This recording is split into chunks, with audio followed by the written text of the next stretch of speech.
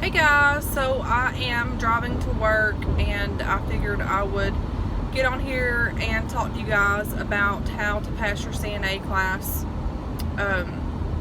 or your test / skills. So I've been a CNA for about a little over 2 years, and I'm not going to lie, some of the test questions were extremely hard. Like the questions could have been any one of the answers, but there was the one that was the best out of all three. I think there were,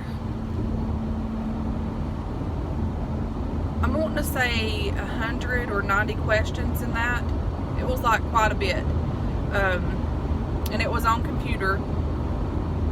But when you get to the skills part, I'll never forget whenever I was doing my clinicals at the nursing home, and the nursing home that I was doing my clinicals in, I'm currently working, and I've been there for over 2 years. So anyway, so while I was doing my clinicals, I had this great CNA. He still works at the facility that I work at. He's been in the nursing field for a long time, and he was super great at demonstrating, ways and training us there at the facility. So anyways, my last day there, he had told me, he's like, I'm gonna tell you girls, it was like a group of us, he said the way to pass your skills is, he's like, make sure you talk. And he said while you're doing your skills, he's like, talk the whole time, explain what you're doing, and if you get to where you're done and say you had a skill to do and you totally forgot a step in that skill, he told me, go back and tell that teacher, whoever, the test lady that's doing it, that the step that you forgot, and go back and tell them, hey, I forgot this. I listened to his words of advice, and obviously I passed my CNA skills part. Whenever I went in there to do my testing, mine was at the TCAT area up here where I'm located, Tennessee Technology Center. But anyways, what they do is whenever they take you in there, you're lined up, we were lined up, and we done our skills first, and it was alphabetical order, so each one of you had your skills, and I think it was 5 skills, and they call you in one at a time, and then after that, when you do your skills part, you go on over and do your test. The tests were 90, I'm going to say 90 or 100 questions, I can't remember, it was a lot of them, it was a freaking lot of questions. And the way that I was told, some of the computers were easy questions, some of the other ones were really hard questions. So it was every other computer was easy and hard. So I ended up getting the hard one, and some of the other girls that took the test too got hard questions. And let me just say, some of these questions on there was pretty much all of them, either one of them could be correct, but it's only the one best answer. And I got a lot of difficult questions, and I had to you can go back, if you are not for sure, you can go back and re-answer it, or go back to it and do the answer or whatever, do the question.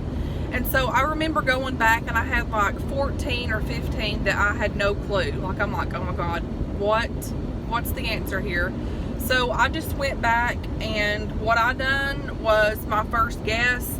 After I had obviously done the test, and I sat there and was stressing out over each question, the ones that was hard, I went back and I'm okay, I'm gonna go and do my first best answer, what I think it is. I'm not gonna re-guess myself. So I went in there and done that, took the test and all this stuff. When I got to my skills, obviously that was before, but I remember my coworker now, at the time, he was like, you know, training me or whatever at the facility. He had told me, talk it all out. If you mess up or if you forget something, go back and let them know, you know, what you forgot. And I think the one thing that I forgot, like, you always make sure your wheelchairs are locked and all that stuff, and, you know, all of those procedures. But I think I had input and output, like, you know, measuring and all that stuff. Well, I think for whatever reason, like, I remembered how much was in there, but I didn't tell them how much was in there. For whatever reason, I remembered. I have no idea, but I did. And I remember after it was done, because, like, you're timed on these things, and if you have a little bit of time left, you can go back. So I did, and I'm like, I told her, I said, ma'am, I totally forgot this step here, and I didn't give you the measurements on this. And she's like, okay, what was it? And, like, I won't forget it, she had Mountain Dew in there. Like, we were using Mountain Dew for fake pee. And I was like, Lord, I forgot. Like, I was super nervous. Like, I was throw up sick. Like, that's how nervous I was. I have test anxiety. I've always had test anxiety, and it's just something that I've always had. But I went back and told her, and it took us, I think, a week or two, maybe not a full 2 weeks, before we knew if we passed. But I'll never forget the girls that I went with. One of them was my sister-in-law. Well, ex-sister-in-law. Still consider my sister-in-law. But, hang on one second. I remember all of us getting there. One poor girl forgot her ID. You had to bring your ID, you know, to take the test or whatever. And I remember all of us getting out of there, and we were all out there before going into TCAT.